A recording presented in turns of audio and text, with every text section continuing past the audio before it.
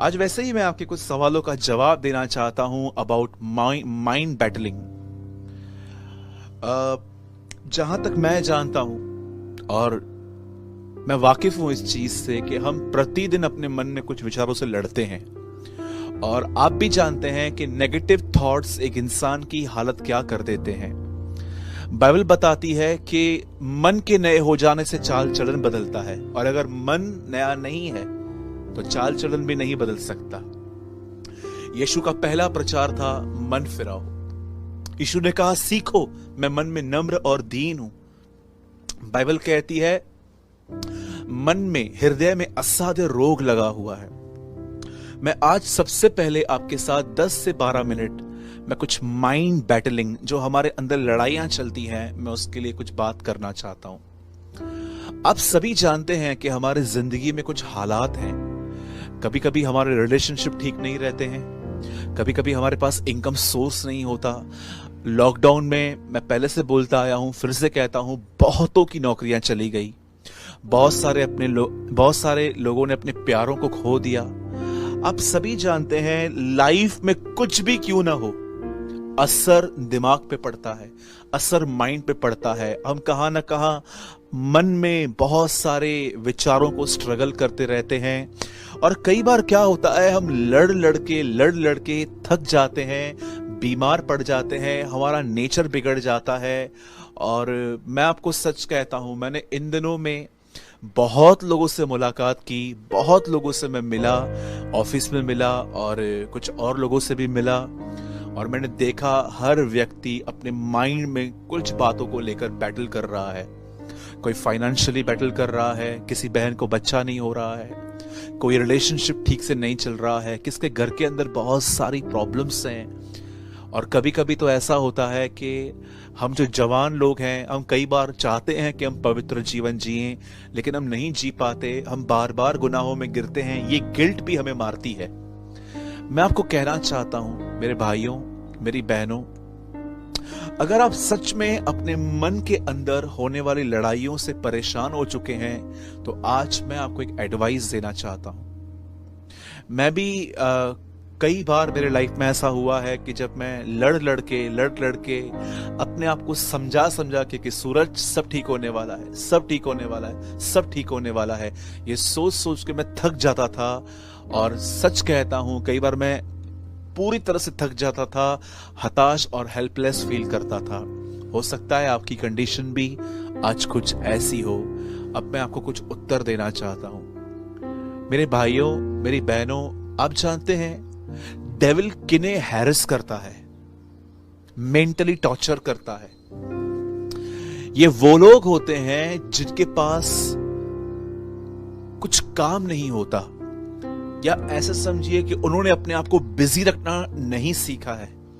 आप जानते हैं, अगर आपने अपने आप को व्यस्त रखना नहीं सीखा है, तो ये विचार हमेशा आपके पास आते रहेंगे, क्योंकि आपका मन खुला हुआ है इन चीजों के लिए। आपने देखा होगा, अगर एक बॉल अगर आप लो और अगर आप उसको दीवार से फेंको तो वापस आ जाता है। क्यों? क्योंकि वहां पर दीवार है। अगर आप इसी बॉल को कहीं खुले में फेंक दो तो ये आगे चलता जाएगा। आप जानते हैं, मन के आगे कुछ दीवारें रखना जरूरी है, ताकि ख्याल उसे टच करके वापस चले जाए। अगर आपने ये दीवारें खड़ी नहीं की तो मैं आपको, आई एम सो सॉरी, आप इन पे विजय नहीं पा सकते। आप जानते हैं बाइबल में दीवारों का कितना जिक्र है, आप आराम से पढ़िए। अगर आप देखेंगे तो नेमिया दीवार बनाने के लिए यरूशलेम वापस आया था। सुलेमान की दीवार आज भी फेमस है। ये बहुत जरूरी है कि आप और मैं अपने आप को बिजी रखें। अगर हम बिजी नहीं रखेंगे तो हमारे अंदर तरह तरह के विचार आएंगे। आपको पास्ट की बातें परेशान करेंगी, प्रेजेंट की बातें परेशान करेगी, आपको फ्यूचर का टेंशन रहेगा कि मेरा क्या होगा, मेरे परिवार का क्या होगा, मेरे बच्चों का क्या होगा, अगर कल पैसे खत्म हो गए तो मैं अपने बिल्स को कैसे पे करूंगा, कहां से करूंगा। और कोई भी इन बातों से छूटा नहीं है। मैं ये बिलीव करता हूं कि परमेश्वर हमारे लिए कुछ ऐसा कर सकता है जो उसने आज तक किसी के लिए भी नहीं किया है। आप जानते हैं, लाल समुद्र, कभी इतिहास में कोई समुद्र दो भाग नहीं हुआ था, ये प्रभु ने पहली बार किया था। आप जानते हैं, कभी इतिहास में ऐसा नहीं हुआ था कि आग में कोई उतरकर उन्हें बचाए। पर शद्रक, मेशक, अबेदनगो के लिए यह पहली बार हुआ था। बाइबल के अंदर बहुत सारी बातें आप पढ़ सकते हो जिसमें बताया गया है कि परमेश्वर ने पहली बार ये किसी के लिए कहा। परमेश्वर आपके लिए भी कुछ ऐसा कर सकता है जो उसने 6021 साल से किसी के लिए नहीं किया है। पर उसके लिए आपको एक फेथ चाहिए, और फेथ तब आता है जब आप अपना ध्यान वचन की ओर लगाते हैं। अब मैं एक सिंपल बात मैं आपको बताना चाहता हूं, लिसन। आप जानते हैं बाइबल के अंदर पेड़ इंसान को दर्शाया गया है। आप आराम से पढ़ेंगे तो यीशु ने कहा, बुरा मनुष्य अपने बुरे भंडार से बुरी बातें और भला मनुष्य अपने भले भंडार से भली बातें निकालता है। उसके बाद यीशु कहते हैं, जो मन में भरा है वही मुंह पे आता है। और आराम से पढ़ के देखिए, वहां पर इस तरह लिखा गया है, एक पेड़ अपने फलों से पहचाना जाता है। पेड़ कौन है? पेड़ हम है। फल कौन है? हमारा स्वभाव। आपने देखा होगा कि यीशु मसीह जब क्रूस उठा के जा रहे थे तो कुछ बहनें अपनी छातियों को पीट रही थी। और जानते हैं यीशु ने क्या कहा? जब उन्होंने हरे पेड़ के साथ ऐसा व्यवहार किया है तो उसके सूखने पर यीशु ने भी अपने आप को पेड़ कहा कि देखो मुझसे कैसा व्यवहार किया जा रहा है। एक आदमी के अंदर से अंधापन निकला और यीशु ने कहा, तुझे क्या दिख रहा है? वो बोलता है, मुझे चलते हुए पेड़ दिख रहे हैं। आप जानते हैं पेड़ जो है वो हम हैं। अब भजन संहिता में लिखा गया है, वह व्यक्ति जो बुरी संगतियों से दूर रहता है। लिखा है, क्या ही मुबारक है वो व्यक्ति, क्या ही धन्य है वह व्यक्ति जो पापियों के मार्ग में नहीं खड़ा होता, न ठट्ठा करने वालों की मंडलियों में बैठता है, और न पापियों के मार्ग में खड़ा रहता है, न उनकी युक्तियों पर चलता है। लिखा है, वह तो यहोवा की व्यवस्था से प्रसन्न रहकर दिन और रात उस पे मनन करता है। वह उस पेड़ के समान है जिसकी जड़ें पानी में है और वो अपने ऋतुओं में फलता रहता है। आप जानते हैं पेड़ हम हैं। और कैसे एक पेड़ हरा भरा रह सकता है? कैसे उस पेड़ में शांति, आनंद, सुकून हो सकता है? क्योंकि उसकी जड़ें पानी में है और वो एक ऐसा व्यक्ति है जिसने अपना ध्यान प्रभु के वचन को दिन और रात मनन करने में लगा दिया है। व्यवस्था की ये पुस्तक तेरे चित्त से न उतरने पाए, इसी में दिन और रात ध्यान दिए रहना।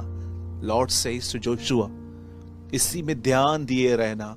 अगर आप चाहते हो कि आपके अंदर ये माइंड बैटलिंग बंद हो जाए, कभी कभी आपने देखा होगा मॉर्निंग उठते ही कुछ लोगों को घबराहट सी होती है, पैनिक अटैक्स होते हैं उन पर। वो सुबह से ही सोचते हैं कि आज का दिन कैसा होगा, मुझे ये देना है, मुझे वो करना है। मैंने अपने लाइफ में चिंता भरे पैनिक अटैक्स बहुत फेस किए हैं, लेकिन आज परमेश्वर के अनुग्रह से मुझे एक रास्ता मिल चुका है कि मुझे अपने आप को परमेश्वर के वचन को मेडिटेट करने में, मनन करने में अपने आप को व्यस्त रखना है। अगर मैं ये नहीं करूंगा, I am really very sorry, आपको ख्याल आते रहेंगे, आपको बहुत सारे ख्याल आते रहेंगे। लेकिन अगर सोचिए, अगर आपके अंदर खुदा का कलाम है, अगर आपके अंदर परमेश्वर का वचन है, तो मुझे बताइए, अगर शैतान अपने जलते हुए तीर अगर आप पे फेंके भी तो आप पे क्या असर पड़ेगा? आज बड़े दुख की बात है कि विश्वासी लोग बाइबल नहीं पढ़ते। आप जानते हैं, बहुत सारे लोग बाइबल नहीं पढ़ते।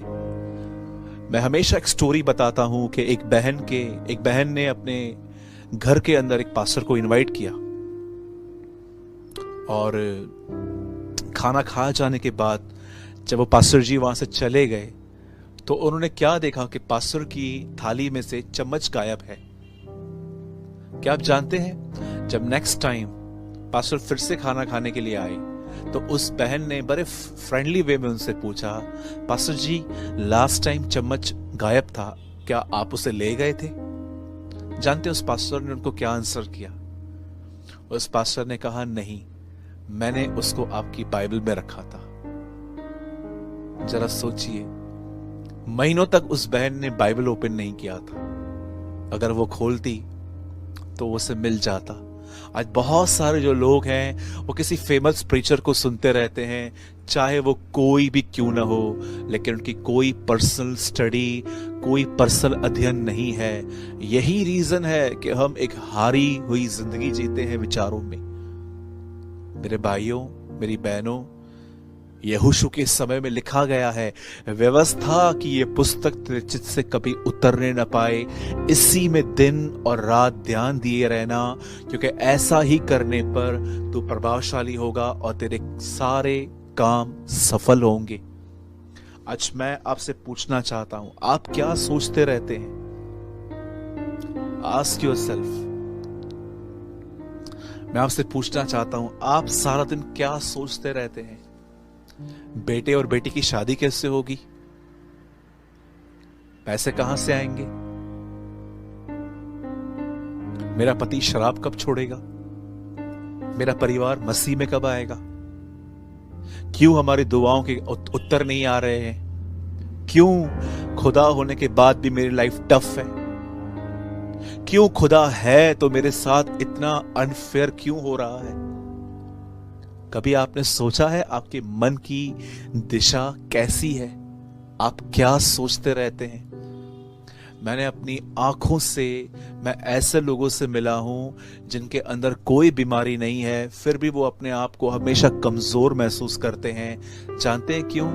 नकारात्मक विचारों को अपने अंदर जगह देना एक सबसे बड़ी बीमारी है। आज लोगों को लगता है कैंसर बहुत बड़ी बीमारी है, एड्स बहुत बड़ी बीमारी है, ट्यूबरकुलोसिस एक बहुत बड़ी बीमारी है, पर मैं आपको बताना चाहता हूं सबसे बड़ी बीमारी जानते क्या है? अपने अंदर नकारात्मक नेगेटिव बातों को अपने अंदर जगह देना। ये इंसान को खत्म कर देता है।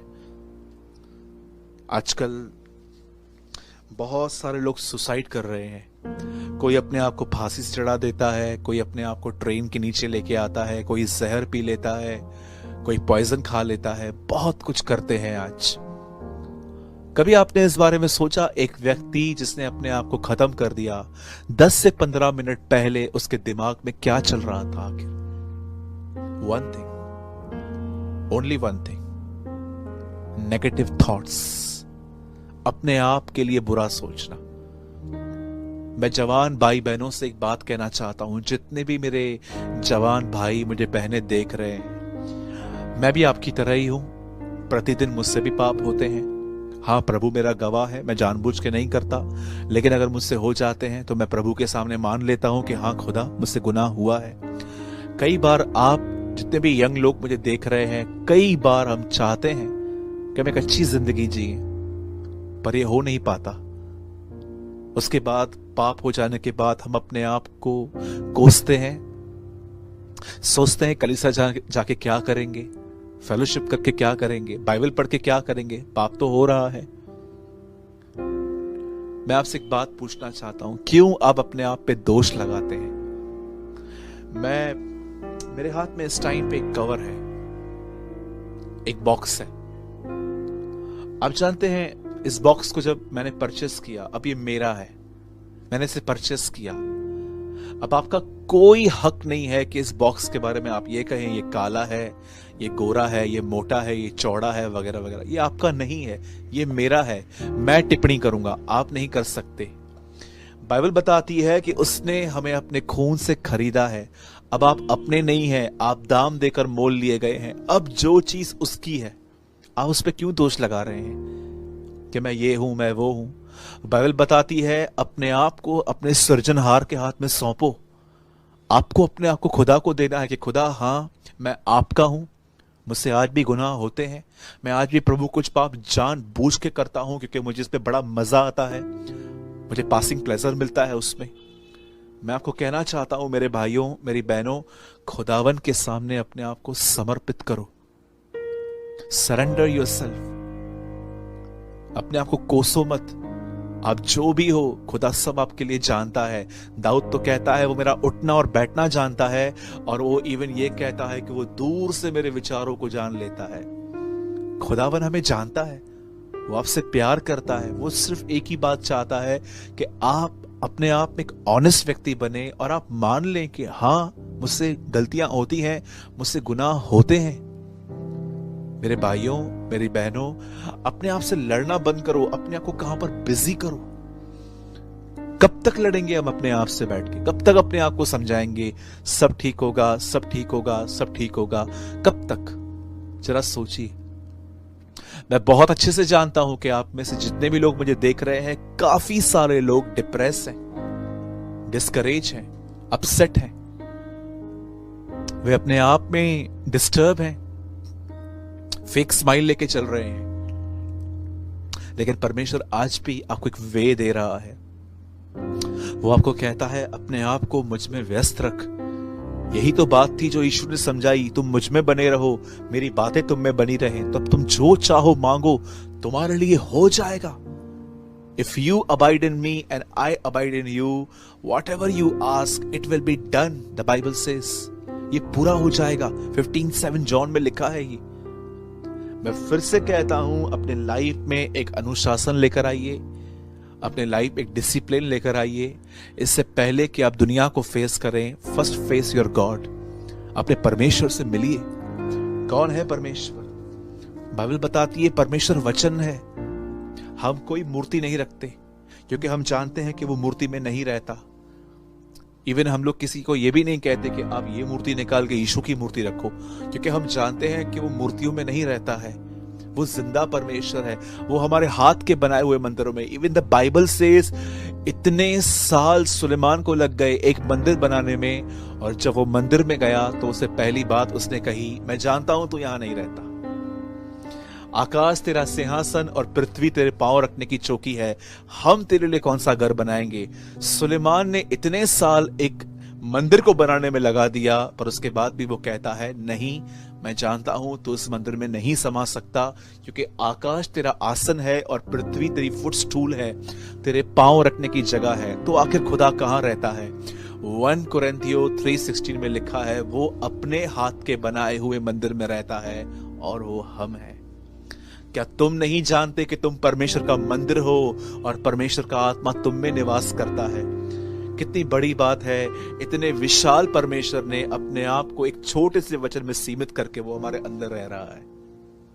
How great is our God. एक इतना विशाल परमेश्वर जो इतना बड़ा है, उसने अपने आप को सीमित कर दिया एक वचन में, और वो आज हमारे अंदर रह रहा है। जितना वचन अंदर लेंगे उतना आप उसे अंदर ले रहे हैं, और जितना वो अंदर है उतना उसका नियंत्रण, उसका कंट्रोल आपके जीवन में होगा।